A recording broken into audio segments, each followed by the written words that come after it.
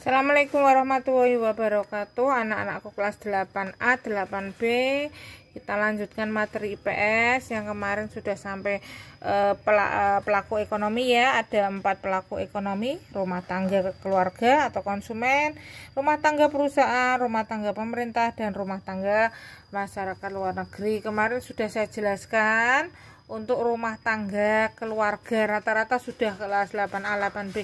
Saya percepat saja langsung pada rumah tangga produsen atau produksi ya. Di sini perusahaan itu suatu organisasi yang didirikan oleh satu atau beberapa orang yang bertujuan menghasilkan barang dan jasa yang dibutuhkan masyarakat ya.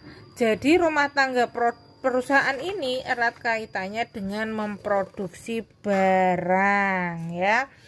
Jadi di sini ada berbagai jenis produksi yang dibuat, hasil barang yang dibuat oleh kegiatan produksi yang dalam ini yang menjalankan adalah perusahaan ya. Ada barang industri primer ya, contohnya industri untuk pertanian, untuk pertambangan, kehutanan, yang masalahnya industrinya industri primer utama dasar gitu ya. Ada industri sekunder ya, ini barang-barang yang setengah jadi atau siap untuk dipakai dikonsumsi masyarakat. Ini perusahaan-perusahaan sekunder, industri sekunder itu perusahaan mobil, sepatu, pakaian yang langsung bisa kita nikmati. Kalau primer itu terkait dengan alam biasanya, pertanian, perkebunan, pertambangan, kehutanan, peternakan itu masuk dalam bidang industri primer. Kalau yang industri tersier ini lebih pada jasa atau perusahaan yang terkait dengan transportasi, pengangkutan ya, memberi pinjaman, menyewakan alat-alat berat untuk pembangunan, konstruksi, menyewakan mobilnya. Ini termasuk Gokar, Gojek, itu termasuk industri tersier karena lebih pada jasa pengangkutan atau transportasi. Nah, peran perusahaan dalam perekonomian, yang pertama perusahaan sebagai produsen. Kalau ekonomi yang pelaku yang pertama yaitu rumah tangga, itu perannya sebagai apa kemarin ya, masih ingat gak? Nah, nih, sebagai konsumen juga sebagai penyedia faktor produksi. Kalau ini perusahaan atau produsen, ini perannya pertama sebagai produsen.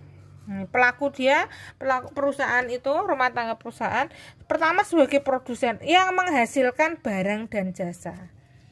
Nah, ini dia yang menghasilkan barang dan jasa.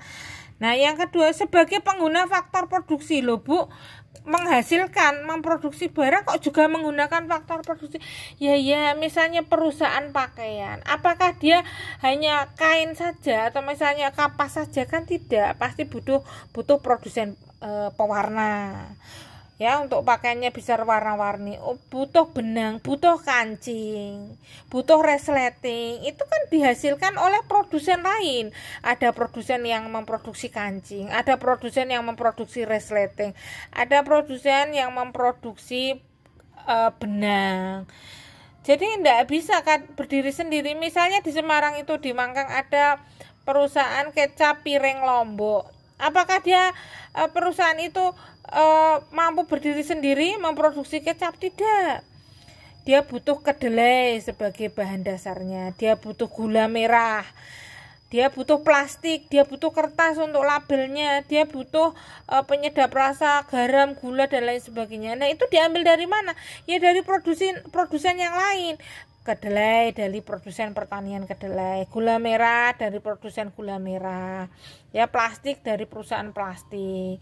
Jadi saling perannya itu saling kait mengkait, tidak bisa berdiri sendiri. Makanya ada kawasan industri yang mana itu mudah. Jadi kawasan industri itu menyatu. Misalnya kawasan industri Simongan yang dekat itu kan Baja, ada Kimia Farma, ada SPD pakaian. Itu saling saling backup gitu, saling bantu. Oh, misalnya di perusahaan SPD yang kain itu ada mesin-mesin yang butuh besi ya pesannya di perusahaan baja, yang butuh zat-zat kimia ya pesannya di Kimia Farma yang dekat itu loh di Simongan. Jadi saling membackup. Jadi termasuk dalam satu kawasan pengelolaan ini pengelolaan limbah, transportasi itu lebih mudah.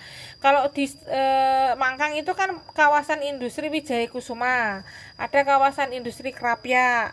Ini mau butuh kancing ya pesan di perusahaan kancing, mau butuh kain kapas ya di perusahaan yang mengelola untuk bidang penjualan kapas. Itu jadi dekat, akhirnya mengurangi transportasi untuk mendapatkan barang yang dibutuhkan untuk industri. Akhirnya harga jualnya bisa ditekan gitu, harga produksinya bisa ditekan. Itulah pentingnya maka didirikannya suatu kawasan industri. Yang ketiga, perusahaan sebagai agen pembangunan. Jadi 3 hal. Kalau konsumen rumah tangga konsumen kan ada 2. Kalau rumah tangga perusahaan itu fungsinya ada 3, sebagai produsen, sebagai pengguna faktor produksi, dan yang ketiga sebagai agen pembangunan. Itu benar-benar sebagai agen pembangunan, karena kalau tanpa ada perusahaan maka pembangunan di daerah tersebut akan terhambat. Karena kepentingan kebutuhan manusia banyak yang harus dipenuhi gitu. Yang berikutnya yang ketiga ada rumah tangga pemerintah. Pemerintah dalam hal ini memiliki badan usaha milik negara ya. Juga badan usaha milik pemerintah daerah. Pemerintah daerah itu provinsi. Kalau milik negara ya pemerintah negara pusat gitu. Nah, banyak sekali BUMN yang membawahi kepentingan vital di negara kita. Ada BUMN yang memonopoli penjualan dan tidak ada saingannya. Ada yang tahu? Ya, BUMN tersebut adalah PLN. Tidak ada perusahaan lain yang bergerak di bidang listrik kecuali PT PLN. Perusahaan PT KAI kereta api itu tidak ada saingannya. Ya, tidak ada perusahaan swasta yang bergerak di bidang perkereta apian, tidak ada. Hanya satu itu, PT KAI. Kalau PT Garuda Indonesia ada saingannya, ada Sriwijaya Air, Batik Air, Air Asia, Lion Air, itu kan saingan-saingan swastanya gitu.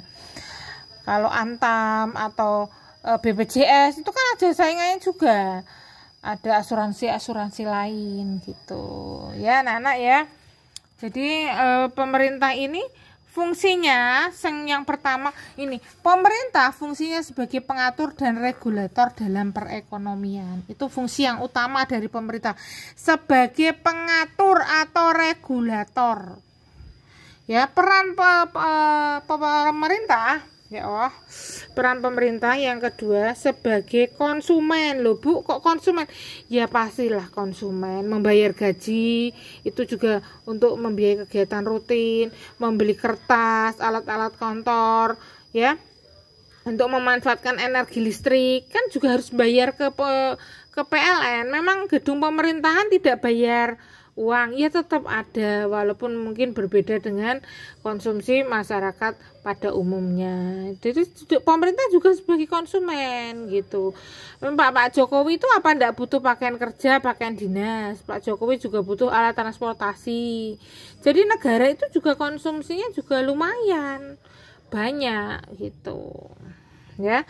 Nah, peran pemerintah sebagai produsen melalui BUMN yang ada.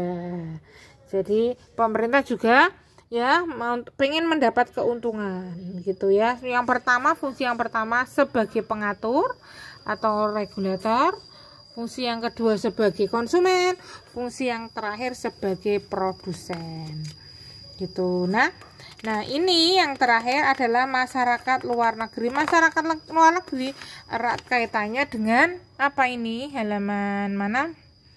Halaman 159, erat kaitannya dengan ekspor impor ini ya.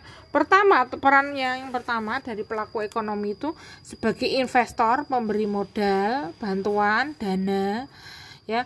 Masyarakat luar negeri sebagai produsen ya, mereka memiliki barang ya, memproduksi barang yang dijual ke negara kita impor gitu. Yang ketiga adalah sebagai konsumen dari hasil apa? Hasil produksi barang kita mengekspornya, dikonsumsi oleh masyarakat luar negeri.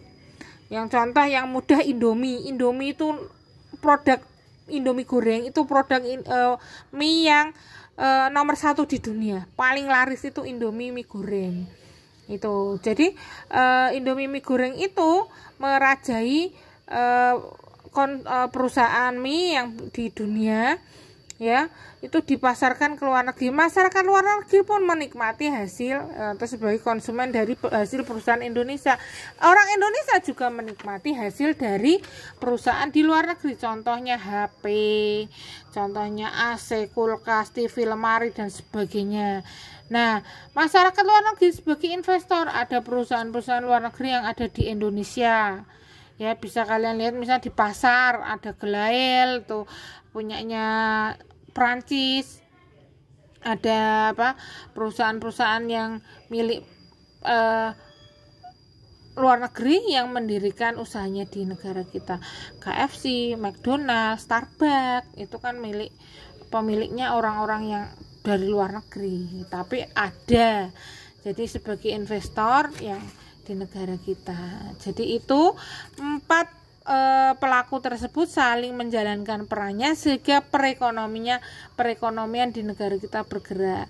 Pelaku yang pertama adalah rumah tangga konsumen, kedua rumah tangga perusahaan, ketiga rumah tangga pemerintah, dan keempat adalah rumah tangga masyarakat luar negeri. Ada yang mau ditanyakan? Boleh komen atau japri Budiah, ya. Demikian untuk materi hari ini.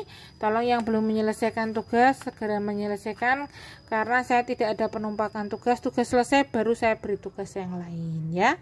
Terima kasih anak-anakku kelas 8A 8B, sabar di rumah saja, ya, untuk rajin beribadah dan selalu menjalankan atau mengikuti pelajaran melalui aplikasi Zoom ataupun Classroom dengan sebaik-baiknya. Terima kasih. Wassalamualaikum warahmatullahi wabarakatuh.